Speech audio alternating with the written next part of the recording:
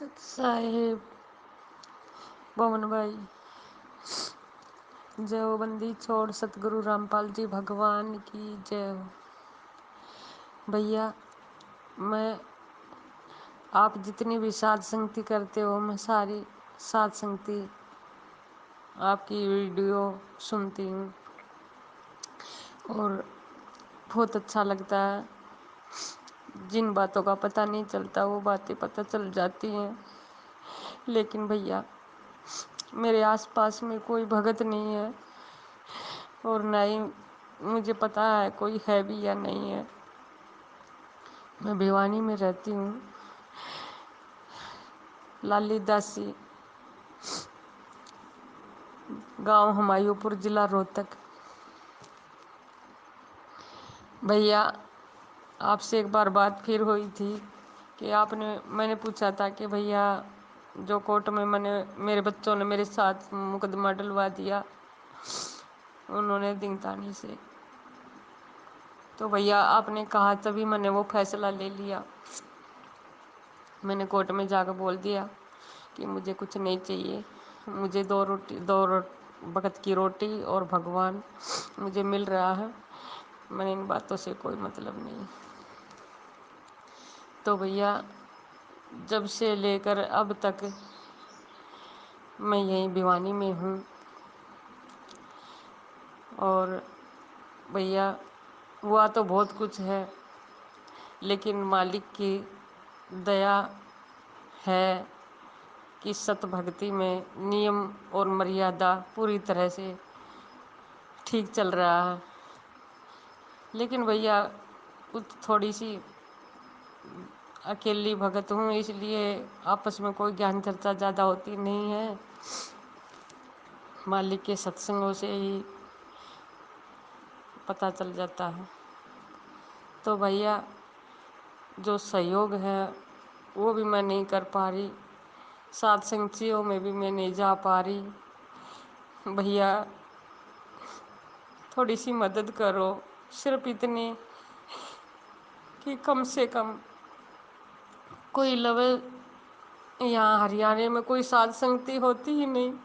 भैया उन भक्तों से बोलो जो यहाँ के हरियाणा के सत सेवक भाई हैं, वो आपस में जैसे आप भैया वहाँ पे साध संगतियाँ कर रहे हो, ऐसे में हम आपस में यहाँ हरियाणा में भी साध संगति करें, एक दूसरे के पास जाएं। और भैया हमें भी मौका मिले, दूर से तो जा नहीं पा रहे क्योंकि मैं कुछ काम धंधा करने नहीं कर सकती, नहीं करने देते मेरे को कोई।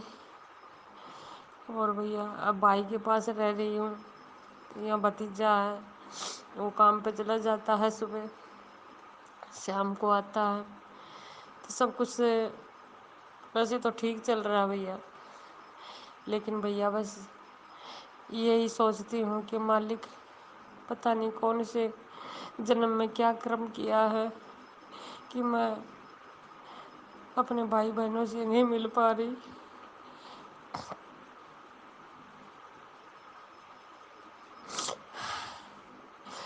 और भैया 2018 से जब पता चला था मालिक का, तब से और अब तक सच्चाई जब पता चली,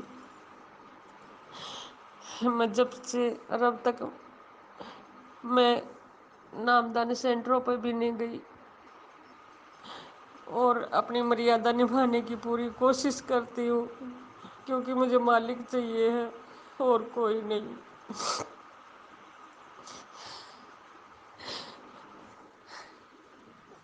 तो भैया मैं साथ संगती हूँ, आपकी वीडियो देखती हूँ तो मेरा रोम रोम रोम रोम खड़ा हो जाता है।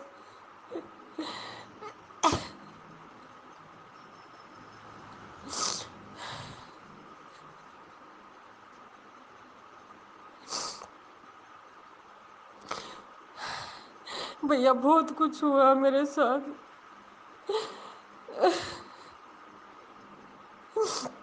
मन उन चीज़ों का दुख नहीं है जो मेरा छूट गया है। मैं बहुत खुश हूँ, मालिक ने मुझे उन चीज़ों से दूर किया। और भक्ति में मन लगाया। और ऐसी भक्ति है मालिक, ये सात संगतियों में मिलके, सात संगत से जब से मिली हूँ तब से आपकी वीडियो देख देख के ये आत्मा में अभाव हो जाता है कि ये बिल्कुल सत्य है और मालिक पूर्ण परमात्मा है। मालिक ने मुझे दर्शन भी दिए 2017 में, तब भी ये बुद्धि मान नहीं रही थी कि ये मालिक है। गुरु जी जब जेल में चले गए थे तब मुझे वहां से लौट के आती थी न बरवाला से, तो मालिक के माथे पर चोर करता हुआ दिखाई देता था। लेकिन तब भी मुझे विश्वास नहीं हो रहा था कि मालिक भगवान है। लेकिन अब पता चल गया कि मालिक पूर्ण परमात्मा कबीर थे। मालिक यहाँ पे हमारे पास बैठे हुए हैं।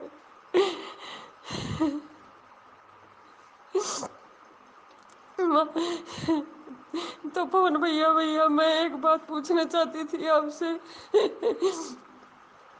मैं पूछ रही थी कि जो कोर्ट में मुकदमा था और एक मेरे लड़के के साथ भी मुकदमा है, क्या हमें वो हमसे पैसे मांगते हैं, क्या हम दे सकते हैं क्या? जैसे कि वो बोलते हैं कि तारीख है, तारीख पर जाते हैं वहाँ पे, लड़के का कोई केस है दूसरा, तो पैसे मांगते हैं कि वहाँ पे जाने से पैसे देने पड़ते हैं वकील को। जैसे कि चंडीगढ़ की तारीख है, कभी रोहतक की है, तो पैसे मांगते हैं, क्या हमें देने चाहिए क्या नहीं? और जब मैंने फैसला लिया था तो वो भी मेरे से पैसे मांग रही थी कि 3,000 रुपये देने पड़ेंगे। तो मैं ये बोल के आ गई कि अब मेरे पास नहीं होंगे तब देंगे। तो जबकि बात मैं गई नहीं हूँ, आपसे बात नहीं हुई, तो भैया इस ऑडियो को सुन के एक बार जवाब जरूर देना भैया। बंदी छोड़ सतगुरु रामपाल जी परमेश्वर जी की जय हो। परमपिता परमात्मा सारी सृष्टि के रचनहार, कुल मालिक, असंख्य ब्रह्मांडों के स्वामी, जगत गुरु संत शिरोमणि सतगुरु रामपाल जी भगवान के चरण कमल में हम सभी सात संगत से जुड़े हुए भाई बहनों का कोटि कोटि सादर दंडवत प्रणाम। सत्साई बहन जी, ये हम सभी का सौभाग्य है कि परमात्मा ने हम सभी को छांट छांट के और अपने सत्य मिशन सात संगत से जोड़ दिया है। ये दास भी बहन जी अगर सात संगति से ना जुड़ता, परमात्मा यदि इस कुत्ते को इस मिशन के लिए निमित्त ना बनाते, तो बहन शायद मैं भी इस भक्ति मार्ग पे जीवित नहीं रह पाता। परमात्मा को पता है कि किस आत्मा को किस प्रकार से इस भक्ति मार्ग पे जोड़ के रखना है। और हरियाणा में बहन परमात्मा दया कर रहे हैं, काफ़ी जगह पे गुप्त रूप में सात संगतियाँ हो रही हैं।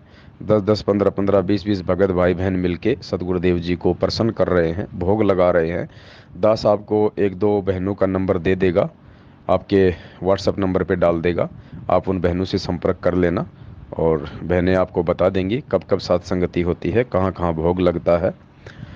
बहन जी, ये तो पता ही है कि भाई किस ब्रह्मांड का लोक है और परमात्मा इस समय धरती पे प्रकट हैं, तो काल तो पूरी तरह से मुंह फाड़ के बैठा है, अपने 1000 मुंह खोल के बैठा है कि ये सात संगति, ये धर्म का मार्ग, ये सत का मार्ग जो गुरुदेव ने चला रखा है 27 वर्षों से, अब ये पीक टाइम पे चलने वाला है, अब ये ऊंचाइयों को छूने वाला है।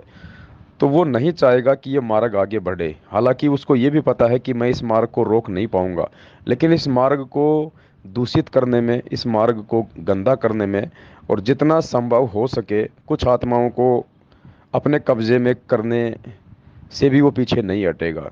क्योंकि जंगल से जब हजारों की संख्या में जानवरों का झुंड निकलता है, तो शेर को पता है कि तू अकेला है, तू इनमें से एक दो को ही मार सकता है, इससे ज़्यादा को नहीं मार पाएगा। तो वो कोशिश ज़रूर करता है क्योंकि उसकी अपनी भूख है, तो वो हमला करता है। हमले में एक दो जानवर मर जाते हैं और बाकी जानवर आगे निकल जाते हैं। तो ये कितनों को मारेंगे बहन जी? ये सतलोक आश्रम मैनेजमेंट हरियाणा, ये काल है बहन, ये काल प्रेरित लोग हैं। भले इन्होंने गुरुदेव से नाम ले रखा हो, लेकिन गुरु जी से नाम लेने मात्र से कोई अच्छी आत्मा नहीं बन जाती है। गुरु जी तो 650 साल पहले भी सबको पुण्यात्मा ही कहा करते थे। कमाल को भी परमात्मा पुण्यात्मा ही कहा करते थे, लेकिन आगे चल के वो गुरुद्रोही हो गया। तो ये काल का लोक है बहन जी, यहाँ कब कौन बाजी मार जाए, कब कौन यहाँ पे पलटी मार जाए, कौन यहाँ पे पार्टी चेंज कर ले, किसी का कोई भरोसा नहीं है बहन जी, एक सेकंड का भरोसा नहीं है। ये दास भी अपनी गारंटी नहीं दे सकता कि कब जो है क्या हो जाए यहाँ पे। बस इतना है कि परमपिता परमेश्वर से अगर बचना है तो ये अरदास करते रहो कि हे गुरुदेव भगवान, हे मालिक, कुछ नहीं चाहिए परमेश्वर यहाँ का, ना कोई सुख चाहिए ना कोई राज चाहिए, कुछ नहीं चाहिए परमात्मा। अगर कुछ चाहिए तो केवल आपकी शरण चाहिए। और परमात्मा, इस दास को, इस दासी को सुई की नोक जितना भी अपने चरण कमलों से दूर मत करना।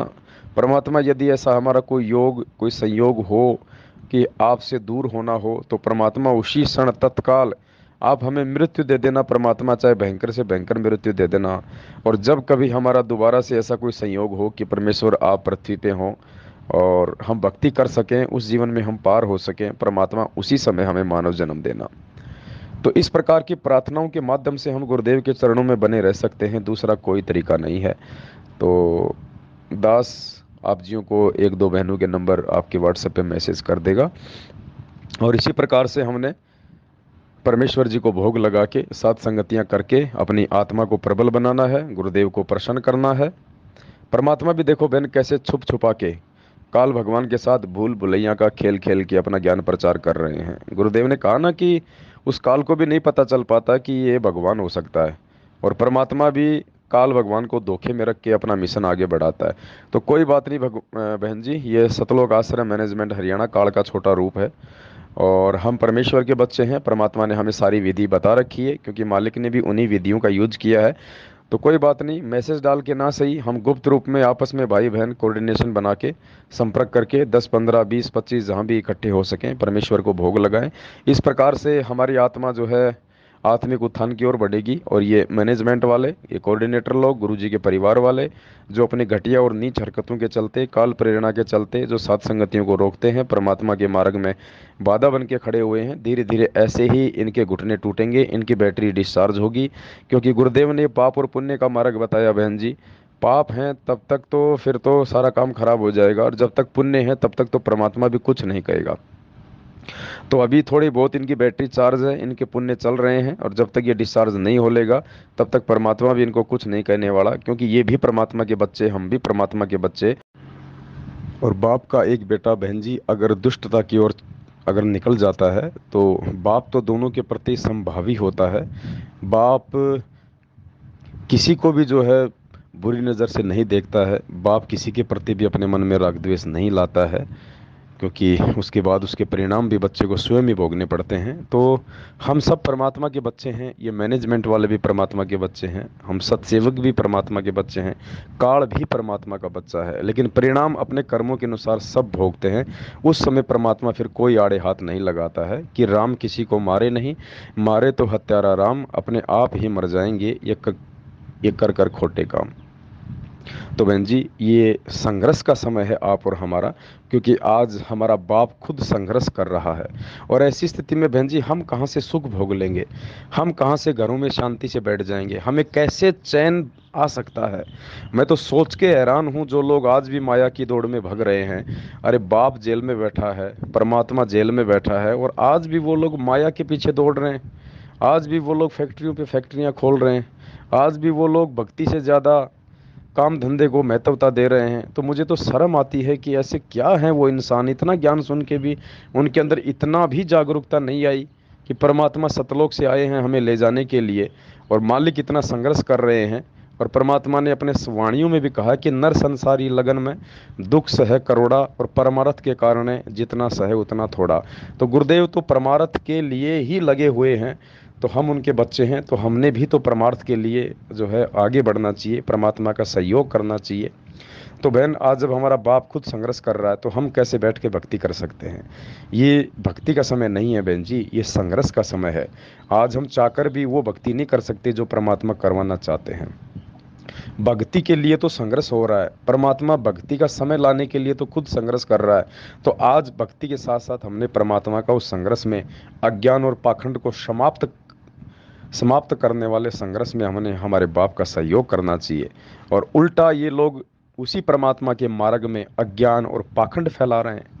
राजनीति, आरक्षणबाजी, गैंगस्टरों की सीबीआई जांच, मूर्ख संगत ने भी आंख बंद करके बिना सोचे समझे अपने इतने कर्म फोड़ लिए इन लोगों को, इनको पात्रों को ज्योति पाठ दान धर्म का पैसा दे दे के इनकी आंखों के सामने इनका जो पैसा है वो जाट आरक्षण में दिया जा रहा है, गैंगस्टरों की सीबीआई जांच में दिया जा रहा है। बहन जी, इसी को तो काल प्रेरणा कहते हैं कि आपकी आंखों के सामने आपके गुरु के वचन को तोड़ा जा रहा है और आप लोगों से तुड़वाया जा रहा है। उसके बाद भी आप लोग बिल्ली के आगे कबूतर की तरह आंख बंद करके बैठे हैं। तो ये मूर्खता है, ये ज्ञानहीनता है, ये अज्ञानता है। ऐसे व्यक्ति कभी पार नहीं हो सकते बहन, वो ठोकरों पे ठोकर खाते हैं। इसीलिए परमात्मा ने ये आगामी 2-3 हज़ार साल का समय रखा है भक्ति मार्ग का, कि ये आत्माएं जो आज मेरी शरण में हैं लेकिन ये मर्यादा नहीं निभा पा रही, ज्ञान को आधार नहीं बना पा रही सात संगतियों से जुड़ के, तो ये आत्माएं वर्तमान में जो भक्ति करेंगी उस भक्ति का इतना प्रतिफल परमात्मा इनको अवश्य दे देगा कि 2000 साल तक ये लगातार मानव जन्म प्राप्त करके थोड़े सुख भोगेंगे, लेकिन फिर आगे वही दुर्गति। तो क्या फायदा वर्तमान के सुख भोगने का भी। तो बहन, हमने संघर्ष करना है और संघर्ष के साथ परमात्मा है। और आपका परमपिता परमेश्वर के प्रति कितना प्यार है, कितना प्रेम है, कितने आधीनी है, कितना समर्पण है बहन जी, ये आपके शब्दों से झलकता है। परमात्मा कहते हैं ना, साधु शब्दा परखिए दुख पड़े घर नार, सूरवीर जद जानिए जब रण बाजे तलवार।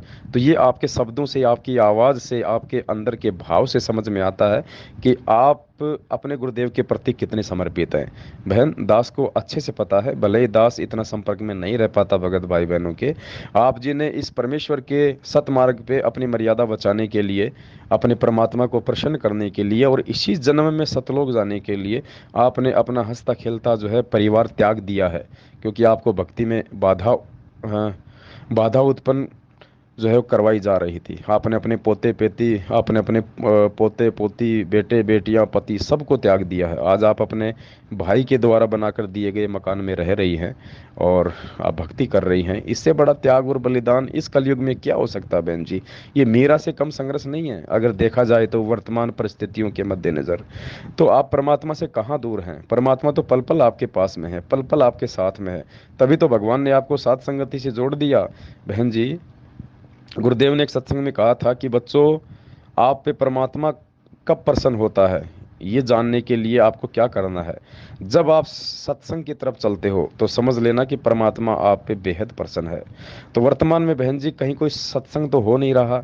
अगर दुनिया में वर्तमान में कहीं कोई सत्संग हो रहा है तो या तो हिसार जेल में स्वयं वो परमात्मा जी कर रहे होंगे, या फिर साध संगति। इन दो जगहों के अलावा दुनिया में क्या 21 ब्रह्मांड में कहीं कोई सत्संग नहीं है। तो सात संगतियों में जो भगत भाई बहन आते हैं तो उनको विश्वास हो जाना चाहिए कि परमात्मा उन पे बेहद प्रसन्न है, अति प्रसन्न है उन आत्माओं पे जो सात संगतियों में आते हैं, जो सात संगत से जुड़े हुए हैं, जो सात संगत के वीडियो देख के परमात्मा के प्रति अपना प्यार प्रेम और विश्वास को लगातार दृढ़ कर रहे हैं।